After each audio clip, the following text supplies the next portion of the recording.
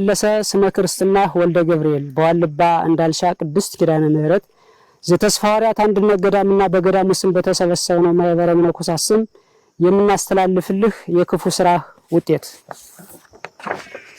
ምን አገኘህ ልጃችን? እግዚአብሔር አምላክ ፈቅዶ እመቤታችን ወዳ ወደዚህ የተባረከና የተቀደሰ ቦታ መጥተህ ነበር። በረከት ልትቀበል ቦታው ልትጎበኝ ከአበው አባቶች ልትባረክ የእነ አቡነ ሳሙኤል የእነ አቡነ ተስፋ ሐዋርያት የእነ አቡነ ሚናስ የእነ አቡነ ምስራቃዊ በረከታቸው ሊያድርብህ አበው በሚስጥር ጠርተው ነበር። አንተ ግን ዋልባን አቃለልከው። የአንድ ባለሀብት መኖሪያ ቤት ያክልን እንኳ ክብር አልሰጠኸውም። ከጽሞናው ቦታ ከስውራኑ ቀይ ከውግዘቱ ስፍራ ካልተፈቀደው ቤተ መቅደስ ሴት አሯሯጥክበት። አበው አባቶችን አሳዘንካቸው። መናንያን አርድእቶችን አሸማቀከን። የተስፋዋን ምድር ገዳማዊ ቅድስትን የመናፍቃን መሳለቂያ አደረካት። አስቀምጠን ቁጭ አድርገን ፊት ለፊት እየተያየን ስለ ቦታው ታላቅነትና ክብር እንዳልነገርን ሁሉ አንተ ግን እንደምንም ሳትቆጥረን ታሪካችንን ከቆሻሻ ውስጥ ቀበርከው። ይህች 12 ዓመት ሴት መነኩሴ እያልክ ያልመነኮሰችውን ገና ባመክሮ ያለች ለዛውም የአበው አባቶችን ውግዘት ጥሳ ዋልባን ያክል ትልቅ የቅድስና ቦታ በድፍረት ኃጢአት የኔ ነው የምትል ሴት ያሯሯጥክበት የቅድስና ቦታ ተራ የድራማ መስሪያ ሜዳ አልነበረም። የተባረከው የቅድስና ቦታ ዋልባ ነው እንጂ። ስለ ዋልባ ታሪክ ስንነግርህ፣ ስለ ቃል ኪዳኑ ስፍራ ስናብራራልህ፣ ስለ እውነታው ስናወራህ አንገትህን ስትነቀንቅ የነበረው ለካ ከአንገት በላይ እንዲሉ ከአንገት በላይ ነበር። በዓለም ላይ ያለውን ስርዓት ይዘህ መጥተህ ሴቶች ከወንዶች በምን ያንሳሉ እኩል ናቸው የሚለውን ዓለማዊ አጀንዳ ቀርጸህ አምጥተህ አበው ካልፈቀዱት ቦታ ከተቀደሰው ክልል ሴቶችን አሻግረን እነርሱንም አስወግዛ ወደ ቤትህ ተመለስክ።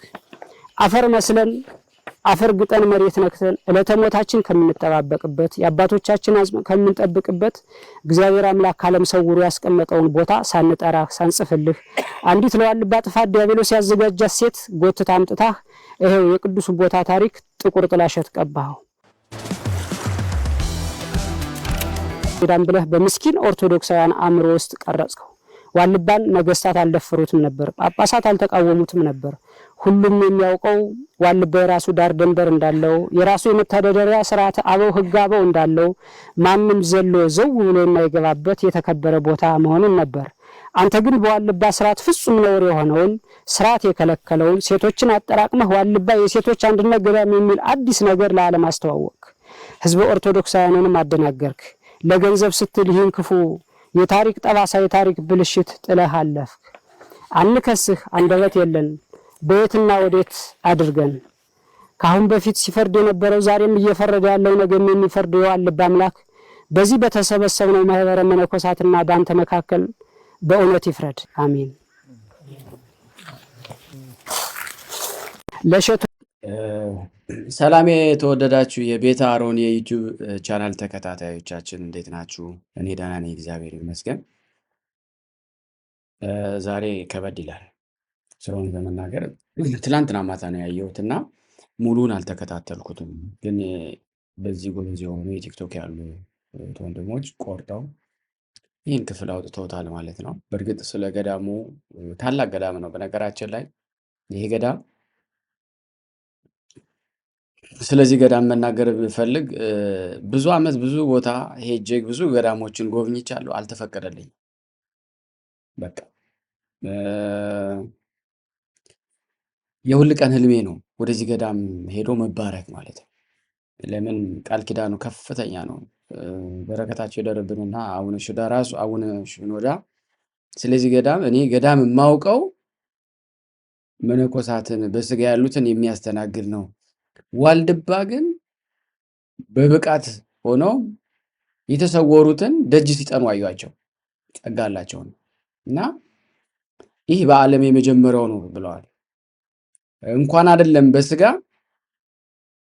እውነት ነው የምነግራችሁ፣ እንኳን አይደለም በስጋ በብቃት ሆነው በስውር ሆነው ያሉትን አባቶችን ወደዚህ ቦታ ደጅ ጠንተው ተፈቅዶላቸው ነው የሚገቡትና በመጀመሪያ ታላቅ ገዳም ነው። አሁን ለምሳሌ ገዳም ሲባል የመጀመሪያው ገዳም ማን ነው ሲባል ገዳመ ቆሮንቶስ ነው አይደል የሚባለው።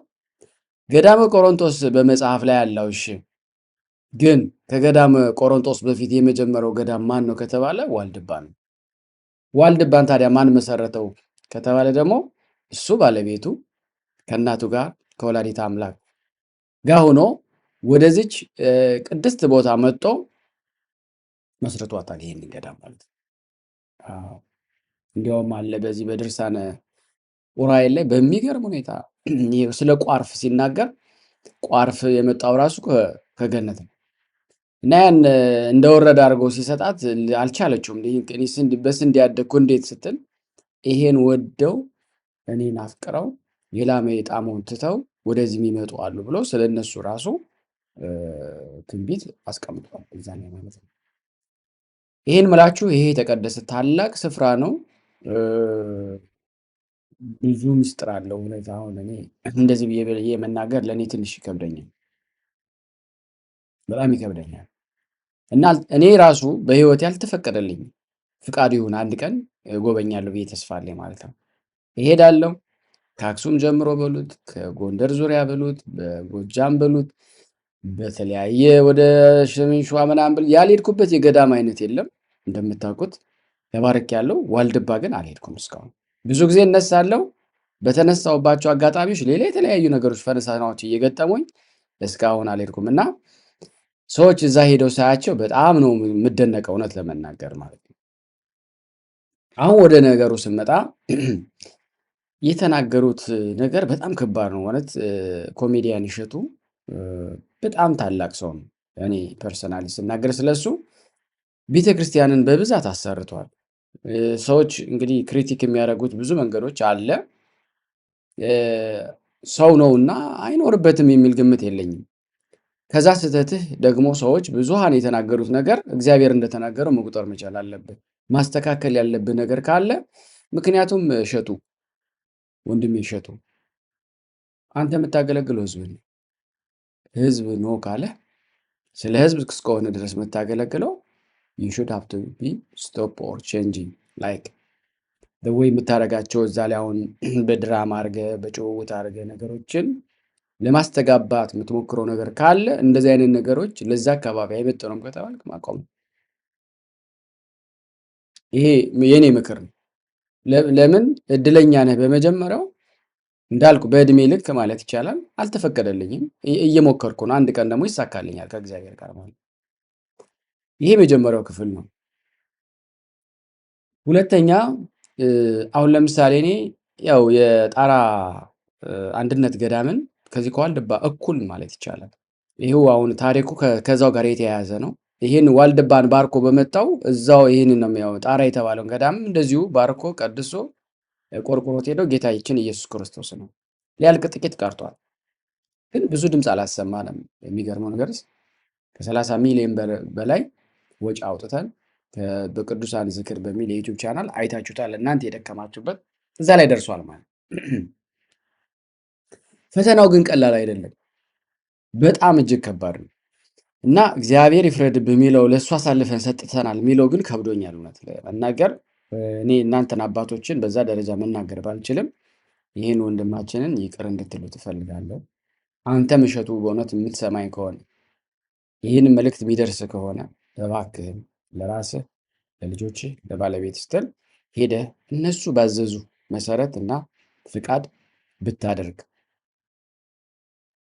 እውነቴን ነው የምነግርህ። አንድ ይህን አይነት ቪዲዮ ብትሰራ፣ ሁለተኛም የተሰሩት ቪዲዮዎች ላይ ያሉትን ነገሮች እነሱ ስላልፈቀዱ ለጊዜው እስኪፈቀድልህ ፕራይቬት ብታደርገው ወይ ብታነሳው መልካም ነው የሚል መልእክት አለኝ ማለት ነው። ምክንያቱም የመጨረሻዋ ቃል ከባድ ስለሆነች ለነገስታትም ከባድ ስለሆነች ስለማቅ ነው የምነግርህ። እኔ ግልጹ ነው የምናገረው፣ የማስፈራራት ወይም ምናምን ሳይሆን እኔ ጀስት አይ ገና ሳይ ቱ ዩ ይሄ ነው። ምክንያቱም በረከት ብለው መቅሰፍት ይባላል። በዚህ በአንድምታ ዳዊት ስንማር አየህ ሳኦል ወደ ነቢዩ ሳሙኤል ሲሄዱ መስዋዕት ስጦታ እጅ መንሻ ይዘው ነው የሄዱት። ምክንያቱም ይላል በረከት ብሎ መቅሰፍት አለና ይላል። በደጃችንማ ነብይ ነውና እጃችን ያያለ ብለው እንዳልኩ ይህን ይዘው ሄደዋል ማለት ነው። አንተም ደግሞ ይህን ነገር ብታደርግ መልካም ነው የሚል መልእክቴን እኔ በእውነት ማስተላለፍ እወዳለሁ። ወንድማችን የሰራው ስራዎች ታላላቅ ስራዎች በእውነት እጅግ ከኢትዮጵያ ብቻ አይደለም እስከ ነጩ ዓለም ሁሉ ድረስ ሄደህ ይሄ ያደረካቸው ነገር ስለተመረጥክ ነው። በመጀመሪያ እግዚአብሔር ስለፈቀደ ዳዊት እኮ እንደ ልብ ያለው ዳዊትን እንኳን አልፈቀደለትም። ይሄ በዚህ ዘመን ብዙ ኃጢአት ባለችበት የእግዚአብሔር ጽድቅ ትበዛለች ስለተባለ ነው እንጂ ጻድቅ ባለበት ቦታ ቢሆን እኔ እናንተ እንዲህ አይነት ቦታዎች አናገኝም ነበር። ግን አሁን ሁላችንም ኃጢአተኞች የሆንበት ቦታ ላይ ስለሆንን ትንሽ ጽድቅ ለመስራት ስንነሳ የእግዚአብሔር እጁ ከፍተኛ ስለሆነ እሱ የሆነን እየፈቀደልን ነው እየሰራን ለማሰራት አነሳሹ ብቻ ሳይሆን የምትሰጡትም ሰዎች ስለተፈቀደላቸው ነው። ይህም ማወቅ መቻል አለባችሁ። የኔ አጭር መልእክት ነው። ተስፋዬ ነው ደርሶ ይህን ነገር እንደምታደርገው ምክንያቱም ብለውት ነበረ ተብለው እኚህም አባቶች በዛ ደረጃ መታየት በሌለባቸው መልኩ እንዲታዩ አልፈልግም። መሰጠት የለባቸው ስም እንዲሰጣቸው አልፈልግም እና ነገሮችን ማቅለል ቢቻል የተቻለ ነው የሚል መልእክት አስተላልፋለሁ። እንዴት ናችሁ? ወንድሜ አዶናይ የሚነግራችሁ ነገር አለ፣ በደንብ ስሙት። ጋይስ ዛሬ ማታ እንግዲህ ወደ አሜሪካ ልሄድ ነው። እየሄድኩበት ያለው ምክንያት ደግሞ የ1000 ህፃናት ልብ ለማሳከም ነው። እንዴት አድርገን ነው እነዚህ ህፃናቶች የምናሳክመው? የሁላችሁም እርዳታ ያስፈልገናል። ስፔሻሊ አሜሪካ ከሆናችሁ ውጭ ሀገር ከሆናችሁ $50 ቻሌንጅ እያስጀመርን ያለ ነው። እነዚህ 1000 ህፃናቶች እውነቴን ነው የምላችሁ ከተቻለ በደቂቃዎች ማሳከም እንችላለን። ስለዚህ እነዚህ ህፃናቶች በጣም ነው የሚያሳዝኑት። በአካል ብታዩዋቸው ስፔሻሊ ፋሚሊዎቻቸው እነዚህ ህፃናት ሲታከሙ እነሱ ብቻ ሳይሆኑ የሚድኑት ቤተሰቦቻቸው ነው የሚድኑት፣ የሰፈር ልጆችም ነው የሚድኑት፣ ኢትዮጵያ ነው የምትድነውና ይህ የሁላችንም ስራ መሆን አለበት። አሜሪካ መጣውላችሁ። መልካም እድል። Thank you። በመጀመሪያ ያው እንኳን ደስ ያለ እንግዲህ በድጋሚ ወደ አሜሪካ ትሄዳለህ ማለት ነው። በድጋሚ እንኳን ደስ ያለ። በባለፈው ከትላንት በፊት መሰለኝ ያቀረብከው ሾው ተሳክቶልሃልና የምትወዳቸው ቤተሰቦች ወዳጅ ዘመድ በሙሉ ቀርበው መልካም የሆነ አስተያየት ሲሰጡ ስለሰማው እኛም ከሩቅ ሆነን በቅርበት አስተያየታችን አቀርበንልሃል። አንተ ክርስቲያን ነህ። እንደ ክርስቲያንነትህ ከክርስቲያንም አልፎ ኦርቶዶክስ ነህ። ቤተክርስቲያናችን እንደምታምነው ጌታ ወደ ፍርድ ወደዚህ ምጽአት ይመጣል በቅርብ እና ከእጃችን ቅድም አሁን እየተናገርኩ ነበር ለብሸቱ ከእጃችን ይዘነው መገኘት ያለብን ስራ ነው። አዶናይ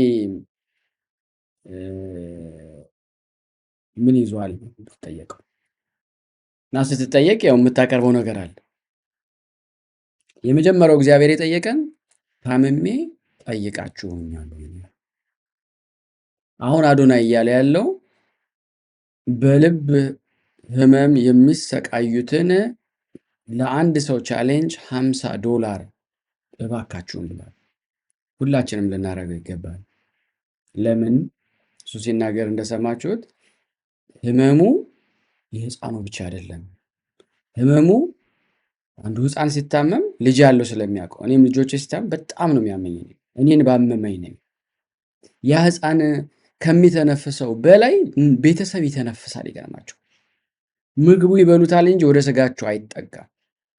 እና እነዚህን ሰዎች እንርዳ ብሎ በመነሳቱ በመጀመሪያ ደረጃ እንኳን ደስ ያለ ነው። ለምን ብዙ ሰዎች ቅድም ስናገረው ነው ወልድባ መሄድ ፈልግ ነበር አልተፈቀደልኝም እንዳልኩት እንዲህ አይነት ስራዎችን መስራት ፈልጋለሁ ግን I'm not capable። ይገርማል አዶናይ ይህ ራሱ ስለተመረጥክ ነው። እንኳን ደስ ያለ ዘመድ። ይህን ስታረግ ግን ነገሮች ሁሉ አልጋ ባልጋ ያሆኑ ብዙ አይነት ፈተናዎች ይገጥመዋል እና እግዚአብሔር ይጎብኝ። እግዚአብሔር ኃይሉን እመቤቴ የምትወዳት የምትወደን እናታችን መብዙሃን እሷ ትከተለ ከፊት ከኋላቱ። እናንተ የምትሰጡ ሰዎች እንኳን ደስ ያላችሁ። አስቡት ሳናውቀው የሚገርማችሁ ሳንሰጥ ቀርተን የሆነ ነገር ዳለባችሁ ተብሎ የሆነ ነገር ዕቃ ገዝታችሁ ወይ መኪና ስትነዱ ፍላሽ ተደርጋችሁ እንደው ምን አለፋችሁ የሆነ ሰው መጥቶ ሰርቋችሁ የሆነ ነገር ሆኖ ብራችሁ ይወጣል። ሳታውቁ ትናደዳላችሁ። ያ ሁሉ ምን ይመስላችኋል መሰላችሁ? ጌታ እንዳለው የቄሳር ለቄሳር እግዚአብሔር ለእግዚአብሔር ስጡ እንዳለው ስለማንሰጥ ነው። እና በዚች አጋጣሚ ትልቅ በረከት እግዚአብሔር በምጽአት ጊዜ በመጣ ጊዜ ታመሜ ጠይቃችሁኛል። በእርግጥ ታመሜ ጠይቃችሁኛል በብዙ ይተረጎማል። በስጋ የታመሙ አሉ፣ በነፍስ የታመሙ አሉ።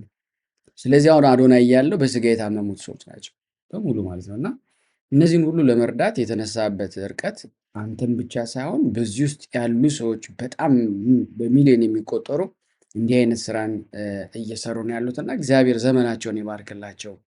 በእውነት ለመናገር ነው ማለት እንወዳለሁ። እስቲ ይሄ የአሮን የቤተ አሮን የዩቲዩብ ቻናላችን ነው። እባካችሁ ኧረ ተው ሼር አድርጉልን፣ ተው ላይክ አድርጉልን፣ ተው ሰብስክራይብ አድርጉ። ምን እንዳደረግናችሁ አላውቅ።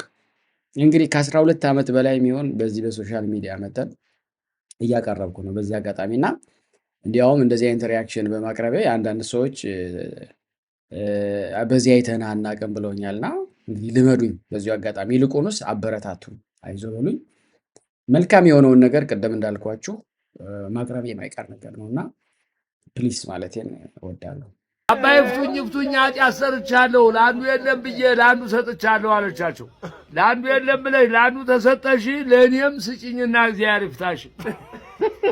5 6 ይሸመት አርጓያ የማትናገረው ትንጣብኛ አህያ አሉ። አባይ እንደሰማችሁት ነው ማለት ነው። እና ይሄ በእውነት እዚህ ጋርም ተጽፏል። 96 ዓመታቸው ነው። የ32 ዓመት ልጅ አግብተዋል።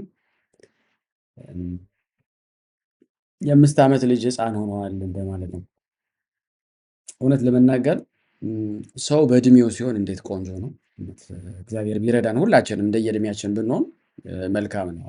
አሁን ብዙ ጊዜ የምናደደው አለ የ10 ዓመት ልጆች የ20 ዓመት አክት ሲያደርጉ እንደ 20 ዓመት ልጅ እንኖር ምናምን ሲሉ ሳያቸው በጣም ነው የምናደደው። እንደገና ደግሞ እኚህ ሰውዬ አሁን ከሳቸው ተምረን መቁጠሪያውን ይዘውታል። አይገልጸውም። በሆዳቸው በአንገታቸው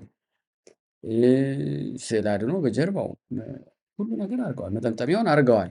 አሁን ከሳቸው ይሄ የሚወጣው አንደበታቸው ላይ የሚወጣው ቃል ግን በጣም ይገርማል ማለት ነው። አልፎ ተርፎ ራሱ ቤተክርስቲያን መምህራኖችን ለእኔም ስጭኝ ብለው መምህራኖች ካህናቶች እንደተቀበሉ የሚያስነቅፍ ንግግር ነው እያደረጉ ያሉትና የሚገስጽ ሰው ካለ ቢገስጿቸው ይህን ሰውዬ በእውነት ለመናገር ይህ መልዕክት ብታደርሱ በእውነት ይሄ በጣም ጸያፍ ነገር ነው ስለ እውነት ለመናገር ማለት ነው። እና እንዲህ አይነት ነገር በጣም ያሳዝናል። በጣም በእውነት ነው ነገራቸው።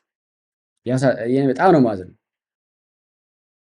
ነዳጅ ካልሞላበት እኮ ቆርቆሮ ነው አይደል እንዴ? ስለዚህ ተሸጦ መገልገል ነው ያለብህ። ሸጥኩና የተወሰነች የምትከራይ ሰርቪስ ቤት ሰራው። እሺ የቀረውን ደግሞ ለሰው መብላት መጠጣት አለበት አይደል እንዴ? እኔ በሳልበላ መኪና ይዤ ብሽከረከር ምን ጥቅም አለው አይደል እንዴ? ስለዚህ በሚሆነው መንገድ አሁን መኪና የለኝም ሲጠቃለል ተናግሯል። ናጋሪው ያዘልኝ ብዬ ነበር አወጥ ተናግሯል። አሁን ያው የተለያዩ መጽሐፎችን ትጽፋለህ። እርግጥ እንዳልከው የኪነ ጥበብ ስራዎችን ለማቅረብ አሁን ጊዜው ጥሩ አይደለም። ቲያትር እየሰራህ አይደለም። አስረስ መተዳደሪያው ምንድነው ሊባል ይችላል? በተለይ መጽሐፎቹም ናቸው። አንዳንድ ስራዎችን በማል ይመጣሉ። ትንሽ የቤት ኪራይ ምናምን ነገር አሉ። ያው የቤቱን ነገር የሚሸፍኑ ማለት ነው። እነሱ አሉ። ትምህርት ቤቶች ይጋብዙኛል፣ በክብር እንግድነት ይጋብዙኛል። አስተያየት እሰጣለሁ። ኤንጂኦዎች ይጋብዙኛል። በሁለት ወር በምናምን አይጠፋም።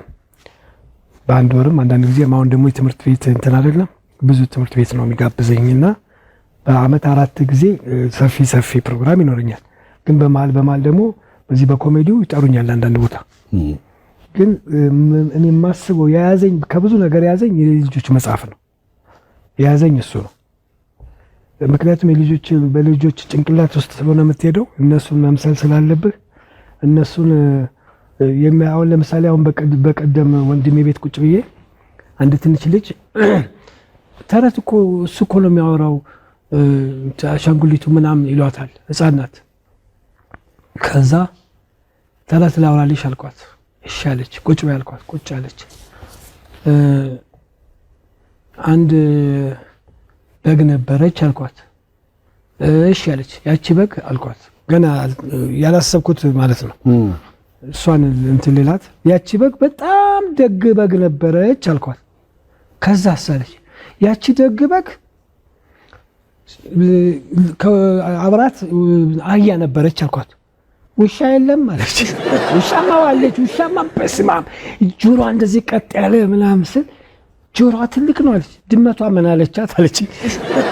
ድመቷ እዚህ ጋር ነጭ አላት፣ በዚህ በኩል ጥቁር አላት ስላት ቤት ውስጥ አይጣላ አለች እያለች የቤት እንስሳና የዱር እንስሳ በጥያቄ አንድም ተረሳ ሳትሰማ ማለት ነው እንስሶቹን ሰበሰበችልኝ። ከዛ ደጓ በግ ብዬ ጀመርኩ። ቤት እንደገባው ማለት ነው። እሺ ደጓ በግ ብያለሁ። እንግዲህ ደጓ በግ መቼ ደግሞ እንደሚጻፍ እንደሚመረቅ አላውቅም። ልጆቹ ራሳቸው ስትቀርባቸው የሚሰጡ ሀሳብ አለ። የሚጠይቁ ጥያቄ አሁን ብልግና የሚመስል ጥያቄ ሊጠይቁ ይችላሉ። ለምሳሌ አሁን በቅርብ አንዱ ያጋጠመው ማለት ነው። እናቱ ቁጭ ብላ ስትሸና አያት። ማሚ መሽኛ የለሽም እንዴ አላት። ሰው ቆሞ ነው የሚሸናው ከሚል እሱ ወንድ ስለሆነ ቆሞ ነው የሚሸናው። ቲክቶክ ላይ አሁን ዛሬ እንኳን ኦባማ ያለውን ሰምቼ ነው የገባሁት። ምን አለ? ኧረ ተወኝ። ቀጥሎ ግብፅና ኢትዮጵያን ጉዳይ መከታተለው አለ። ኧረ ተው። ትራምፕ ማለት ነው። ስለዚህ አሁን ሶሻል ሚዲያ ላይ ካሁን በኋላ ሰዎች እንዲከተሉ ምንድነው አሁን ቲክቶክ ላይ አድራሻ? አሁን ቲክቶክ ላይ ኮሜዲያን አስረስ በቀለ ነው እና ያንተ ካራክተር አለ የጓደኞች ሁሉም አንዳንድ ስራ እንስራ ብትሉኝ አንዳንድ አጭራጭር የ10 ደቂቃ የሚሆን 15 ደቂቃ ትዝ ይለህ እንደሆነ ድሮ ሰጥቻችሁ ነበር። እስክሪፕቱን ካልጣላችሁት አንድ ካራክተር ነበርኛ አለቃ ደምለው የሚል እሱ ሊጀምር ነው ፈልገው። አንደኛው ትንቧለል ከባሏ ጋራ ነው አንደኛው ርዕሴ። ሁለተኛው ደግሞ አቶ አለቃ ደምለው ናቸው። አለቃ ደምለው ያው ቦሌ ከኤርፖርት ነው የሚዛመ። እውነቱን ለመናገር ቲክቶክ ላይ አንዳንዴ መግነን ያለባቸው ሰዎች ሳይገኑ ይቀርና መግነን የሌለባቸው ሰዎች ደግሞ ትልቅ አየር ይይዛሉና ሙሉ በሙሉ በታለንት የተሞላ ነው አስረስ። እንደ አስረስ አይነትን ሰዎች ገፋ እያደረገ እንደሆነ ይሰማኛልና አስረስ ወደ ሶሻል ሚዲያው እየመጣው ነው። አበረታቱ። አባባ አብረን ኳስ ተጫወተና ለምንድን ነው ግን አህያም ብቻ የሚያሸክሟት ብሎ ጠየቀ። እሺ ዶዶ ነው ምናምን የሚባል ልጅ ገና 20 ዓመት 16 17 ዓመት ብድግ አሉና አሁን የአባቶች ቀን ብድግ አሉና ትልቅ ኢንሳይክሎፒዲያ መጽሐፍ አወጡና ዶንኪ ገለጡና አህያ የእግር አረጋገጧ የፊት እግሯና የኋላ እግሯ ባላንስ አድርጋ ብለው 30 ደቂቃ ትምህርት ሰጡ ማለት ነው። ቀጥሎ ሰማ ማለት ነው ያለች። አሁን ሁለቱም ዶክተሮች ሳይሆን አይቀሩም ይመስለኛል። ከዛ ይህን ጥያቄ እስኪ እኛ ቤት ልጠይቅ ብዬ ቤት መጥቼ አህያ ግን ለምንድን ነው አህያ ብቻ የምትሸከመው? ለምን ሌሎቹ አይሸከሙት? ሂድና እሷን ጠይቃት።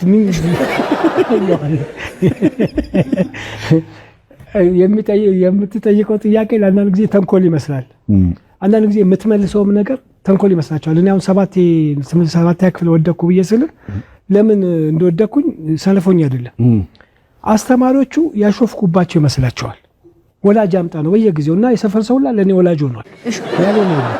ግን ጥያቄ ትክክል ነበር። እኔ አንድ ጊዜ 500 ጊዜ የፓለስታይን ተራራዎች ሰንሰለታማ ተራራዎች ብለህ ጻፍ አለኝ የሂስትሪ አስተማሪ።